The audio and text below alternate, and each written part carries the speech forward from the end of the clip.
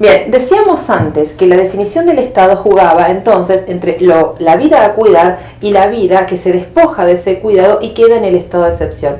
Esa es la trama que se materializa en los mapas que de hecho hemos graficado hasta ahora.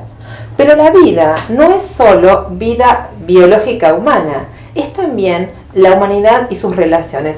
Por eso me voy a permitir una reflexión sobre el paisaje para ver desde qué ejemplos, desde qué lugares nosotros estamos pensando en los discursos que les estamos pidiendo que empiecen a complejizar y a visualizar. El caso es el de la construcción del refugio viejo en Cerro Tronador en la zona del lago Nahuel Huapi. Nosotros vivimos en una zona de montañas, vivimos en un paisaje lleno de árboles y de lagos, y el Cerro Tronador es el cerro principal y además uno de los más hermosos e imponentes que hay en toda la región.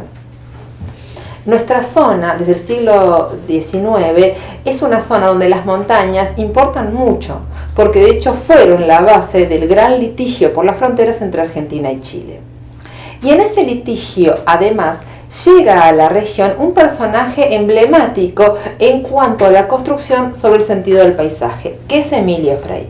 Emilio Frey trabajó con el Perito Moreno en la delimitación de límites. Cuando esto se resuelve, se queda en la zona.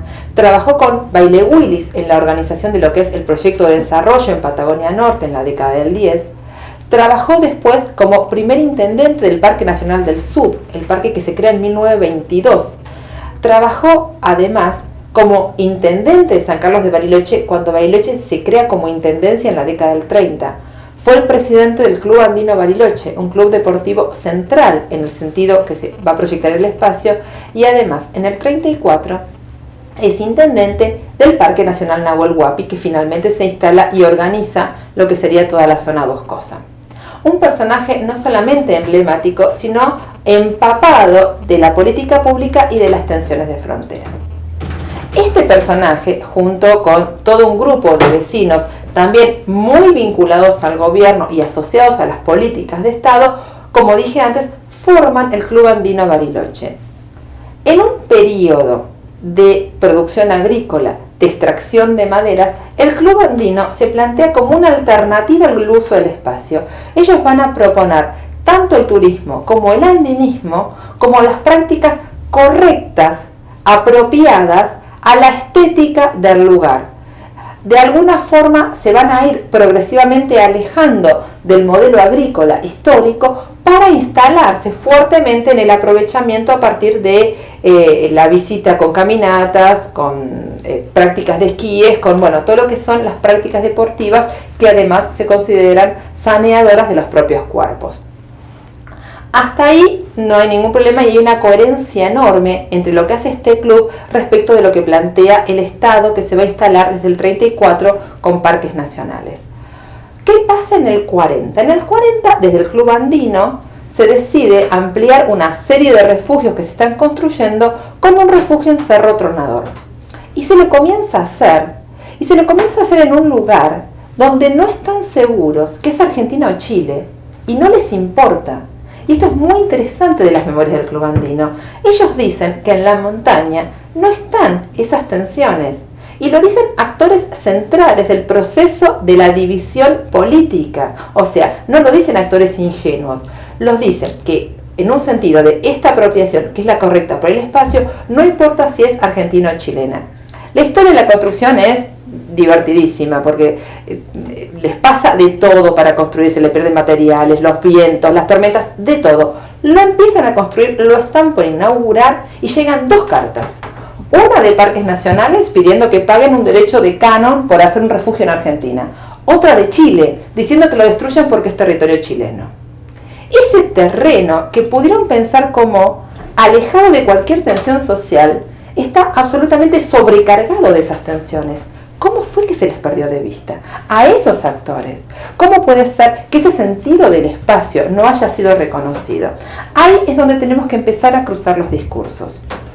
Cuando pensamos el sentido de un parque nacional, en el artículo de Fortunato, ¿qué encontramos? Que se lo llama nacional, no se lo llama silvestre, no se lo llama natural.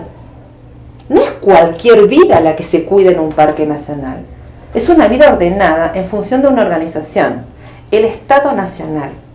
Y es en esa proyección de los parques nacionales donde vemos con mucha más claridad qué cosa es vida que se recorta como vida valiosa respecto de la otra vida, la que no se cuida, aquella susceptible de ser absolutamente extraída. Porque cuando hablamos de vida humana, y por ejemplo ponemos el caso de los esclavos como estado de excepción, o las distintas formas de abusos en las dinámicas coloniales, es todo mucho más crudo. Pero no es solo humano, lo hacemos también con los paisajes. Hay un límite, medido hasta el centímetro, de qué vida se cuida.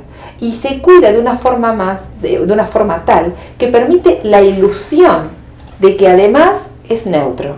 ¿Cómo puede Frey haber pensado que no iba a ser problemático saber si era Argentina o Chile? Y sin embargo lo escribe.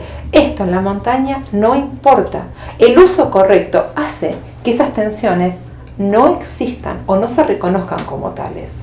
Ahí es donde los discursos o donde poder percibir, a ver, qué discursos se proyectan sobre esta complejidad que quiero ver, nos van a permitir ver cómo materia y relato son mutuamente constitutivos. ¿Es el paisaje el que hace a Frey decir que no importa? ¿Es el discurso de Frey el que hace pensar ese paisaje que era agrícola como ahora no solamente un paisaje puro y prístino e intocado y natural, como si nunca hubiese habido el sistema de riegos o los sistemas de extracción o bueno, todas las políticas de intervención que de hecho hubo? ¿Es eso? ¿Qué cosa es constitutiva de cuál? Ahí es donde es importante empezar a cruzar.